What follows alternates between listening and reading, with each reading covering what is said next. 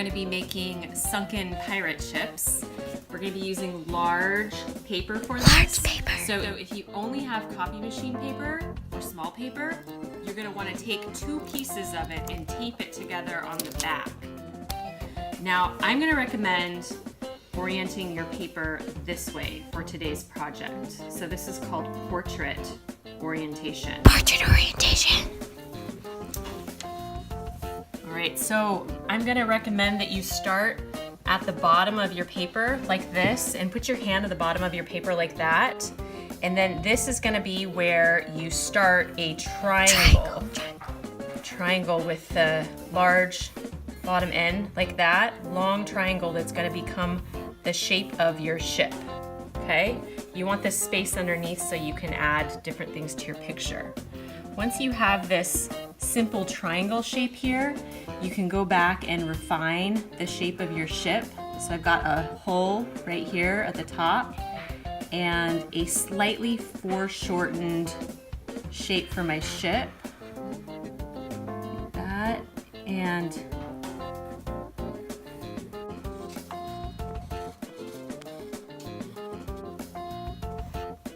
okay, so this is the basic shape of my ship right here. Next, if you want to add some windows or details to your ship, maybe little lines going down. And this is foreshortened, so if you have lines up here, they're gonna slowly get closer together as you move towards the back of your ship. The next thing I'm gonna suggest drawing is the mast. You're gonna draw a straight line up the top, coming up from your ship. You're gonna draw another foremast right here. So once you have that shape, you can draw the kind of ragged sails. Ragged sails.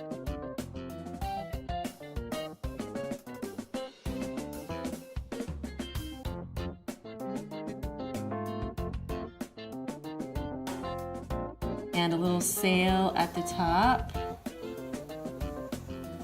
Okay, so I thought it'd be fun to make it look like a sea creature was swallowing my ship. So I've got these long, large tentacles I'm drawing up, coming up around my ship like this.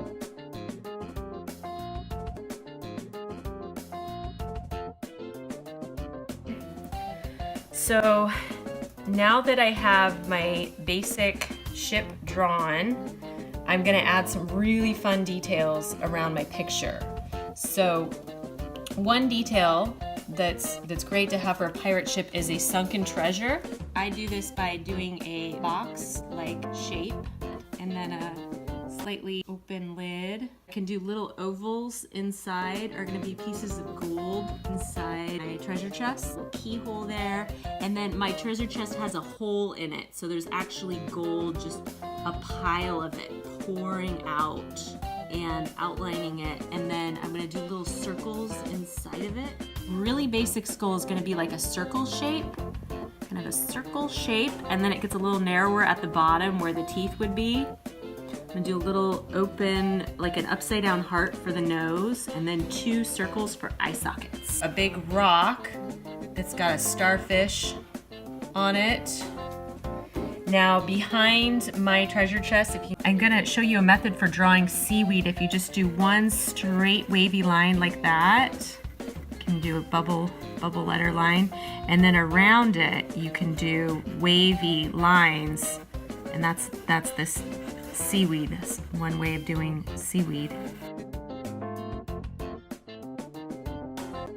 The sides of my picture, so I'm going to do this very jagged rock. Lots of rough edges here.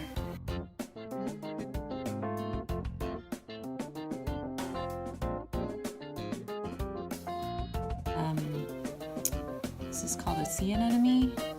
And another type of coral is long protrusions like sticks, sticking up and out. That, I can do that again on this side.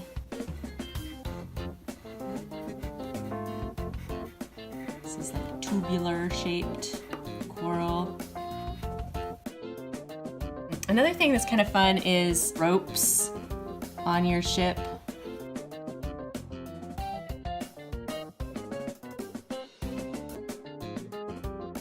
I'm gonna do a little cluster of sand dollars down here.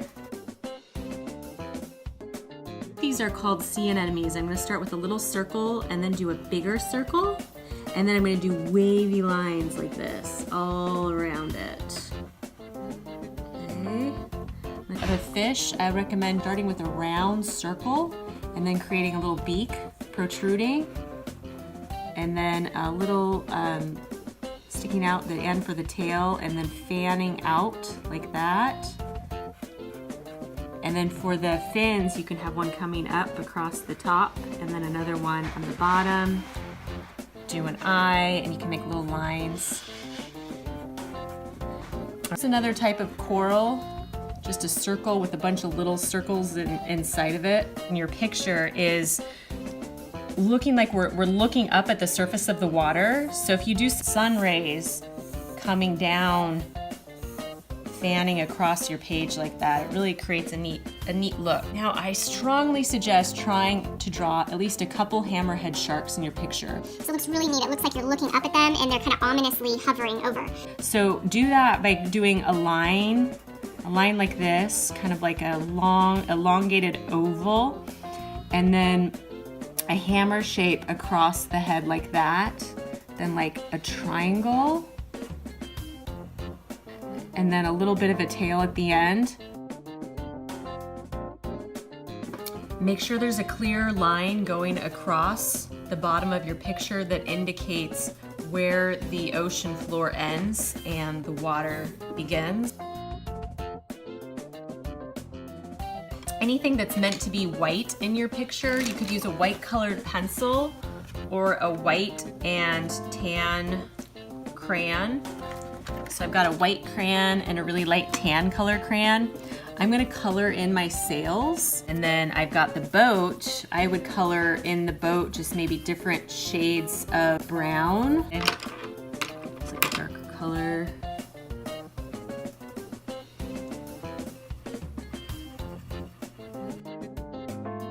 My skulls white so that they'll stay white when I do a watercolor. To look like light is pouring down through the water. The sun is out, so we're adding bits of white and yellow crayon. We're ready to paint our background, so we're gonna take some of this really light blue here and add it to the lid and then water it down. Then we're gonna start painting our background. The bluish black color in our lid, and we're adding that at the bottom. We've watered it down a lot because we don't want it to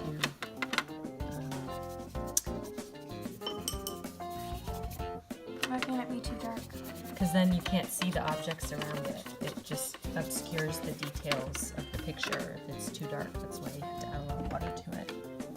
Did a variety of colors in our background. We watered them down in our watercolor tray.